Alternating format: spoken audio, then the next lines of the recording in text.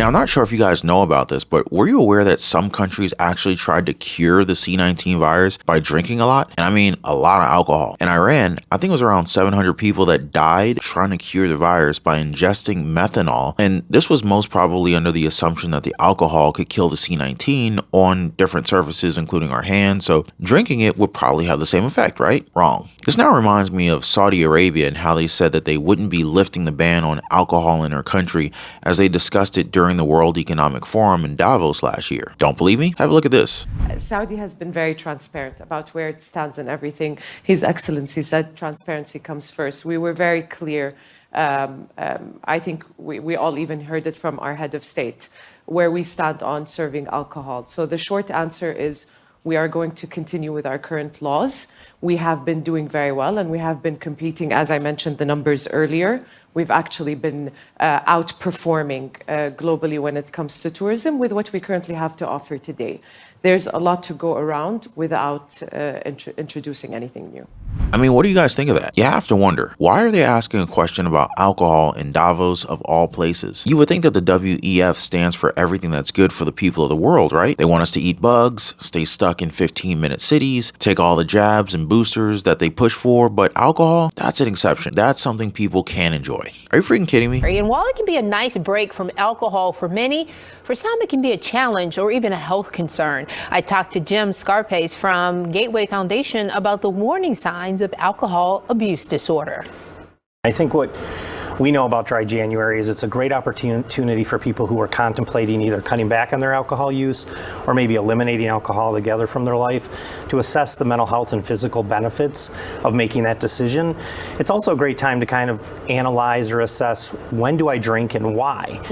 And for a lot of individuals, that'll be a great time to really make some different decisions about how and when to use alcohol in their life.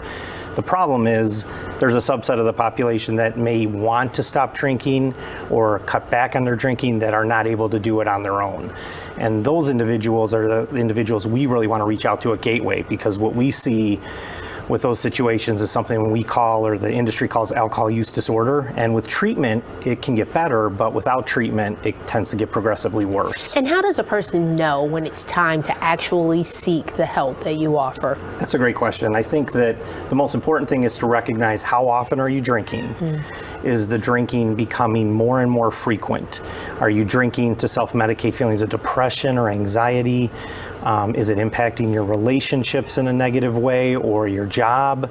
Are you having withdrawal symptoms when you stop drinking, so you need to keep drinking to eliminate those symptoms? All of those issues tend to speak to a potential alcohol use disorder, and what we really want to do is get those individuals into treatment as soon as possible, because it is a progressive illness. And over time, it gets worse, and it can lead to hospitalization, for some people incarceration, and even death. Now, to be frank here, alcohol throughout time has taken more lives and caused more broken families compared to the last 3 years of the health crisis. And if they really cared about us, why not build public gyms? Why not encourage healthy living? Instead, they're talking about alcohol consumption. Did you know that there's not one newborn in existence that would pick alcohol over milk? Alcohol, much like smoking, becomes addictive when you start and stick to it. It's meant to be addictive, and it's portrayed in all of our movies, all the different shows that you watch on Netflix, Hulu, or whatever you happen to stream your content from. When somebody's going through a tough time, the bar is where they head, because that's going to numb the pain, along with their brain, if you ask me. The plan to control the masses involves this one liquid, a movement that the World Economic Forum seems to support. Heck, it's not like they've said anything to try and improve our health, right? If that was the case, they'd probably tell us to get off of McDonald's, Chick-fil-A, Arby's, Dairy Queen, all these different junk foods that we consume. But when it comes to alcohol, much like Budweiser's, Jack Daniels, Grey Goose, Smyrna, whatever people prefer to drink, it looks like the plan to have even more of the population hooked on it has worked, with incredibly awful results. Watch until the end, because I got some footage straight from the World Economic Forum that will leave you speechless. Well, there were a lot of habits that were adopted during the pandemic that persisted after the pandemic subsided. And federal data shows alcohol consumption rose dramatically during the COVID-19 pandemic as Americans struggled to cope with stress and isolation. Yeah, now we're seeing the cost of all that consumption. The number of alcohol-related deaths has really surged. Mississippi seeing the largest jump, with a 159% increase between 2018 and 2021. You see also Delaware deaths due to alcohol rose by 73%.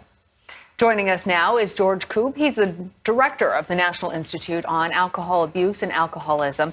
Thank you for being here with us. So, talk to us about some of the reasons that we saw such a sharp increase in alcohol consumption during the pandemic. I imagine that some of it was something to do, but we've continued to see people have these problems or have these habits now. Thank you for having me on in this discussion. You know, as we've seen with other large-scale crises like the 9/11, Hurricane Katrina, you know, some people drank more alcohol during the pandemic and as the pandemic unfolded. And we attribute this to individuals, you know, using alcohol to cope with stress.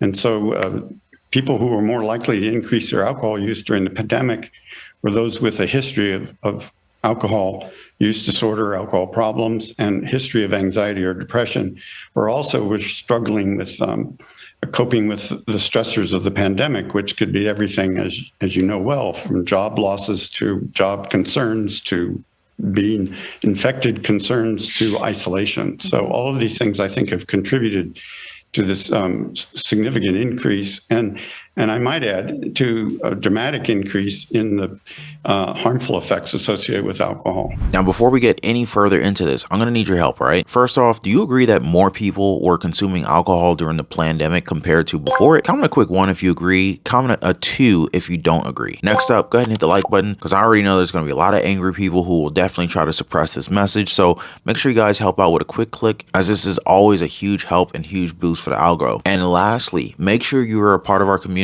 Please consider subscribing to the channel and turn on all notifications so you don't miss out on future videos. All right, so getting back on topic here, guys. Do you remember how liquor stores were deemed essential while other places had to close down? With the uncertainty over what's closing and what isn't,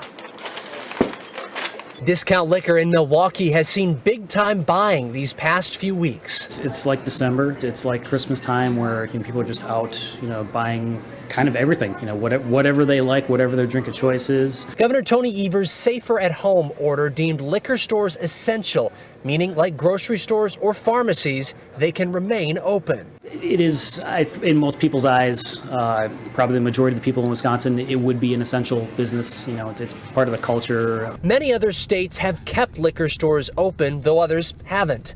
This was in Denver, where lines wrapped around stores when the mayor there announced they would close. He later reversed that decision. And another health crisis being predicted in the very near future will again see more and more people go down toward alcohol to drown their sorrows. Because it's not a secret that high alcohol consumption affects our cognitive abilities.